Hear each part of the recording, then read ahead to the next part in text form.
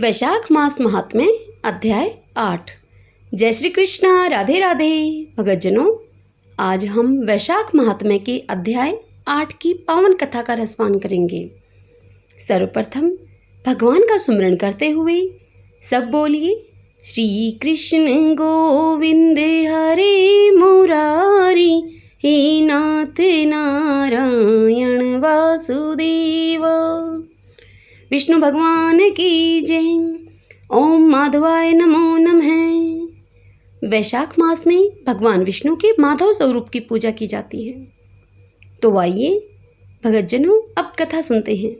नारद जी राजा अम्बरीश से कहने लगे, हे राजन, वैशाख मास में अन्नदान न करने का एक इतिहास मैं तुमसे कहता हूँ। रेवा नदी के किनारे मेरे पिता पिशाच हो गए थे। वे भूख और प्यास से स्थिर होकर अपना ही मांस खाते थे। छाया वाला वृक्ष न मिलने के कारण उनकी दशा बहुत बुरी हो रही थी। पहले जन्मों के संचित बुरे कर्मों से उनकी कंठ नली का छिद्र बहुत सूक्ष्म हो गया था, जिससे उनको बड़ी पीड़ा होती थी। कुएं, बावड़ी और तालाब का जल उन्हें विष के समान लगता था। मैं गंगा यात्रा को जा रहा था। उस समय रेवा नदी के किनारे पहुंचा तो मैंने यह अद्भुत दृश्य देखा कि शेमल के वृक्ष के नीचे बैठा हुआ एक पिशाच अपना ही मांस खा रहा है और प्यास के मारे वह बुरी तरह से चिल्ला रहा है। वह मुझको देखते ही मारने को दौड़ा, परंतु मेरे तेज के सामने वह हताश हो गया।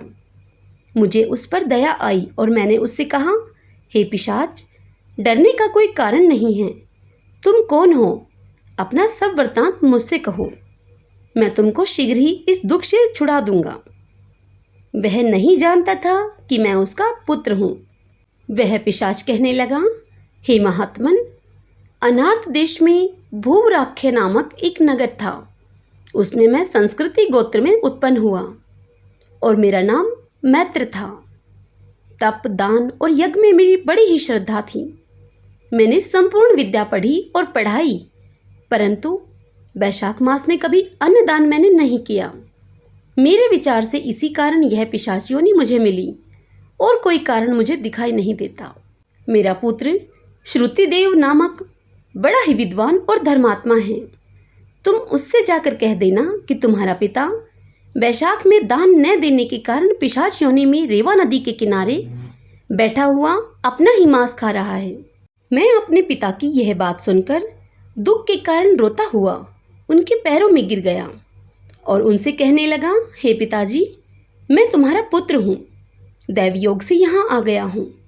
अब आप आज्ञा दीजिए, मैं वही कार्य करूँगा जिससे आपका यह दुख दूर हो। तब वह पिशाच बड़ी ही प्रसन्नता के साथ कहने लगे, हे पुत्र, यात्रा करके शीघ्र घर जाओ और मेष संक्रांति में स्नान करके भगवान विष्णु के निमित्त अन्न आदि किसी श्रेष्ठ ब्राह्मण को दान दो, जिससे कि सकुटुंब मेरी मुक्ति हो जाएगी। मैंने तीर्थ यात्रा करके घर आकर वैशाख मास में अन्नदान किया। तब मेरे पिता पिशाच योनि से मुक्त होकर मुझे आशीर्वाद देते हुए विमान में बैठकर वैकुंठ लोक को गए। सो हे राजन, मैंने तुमसे धर्म का यह सारभूत कहा। अब तुम्हारी क्या सुनने की इच्छा है? हरि ओम तत्सत।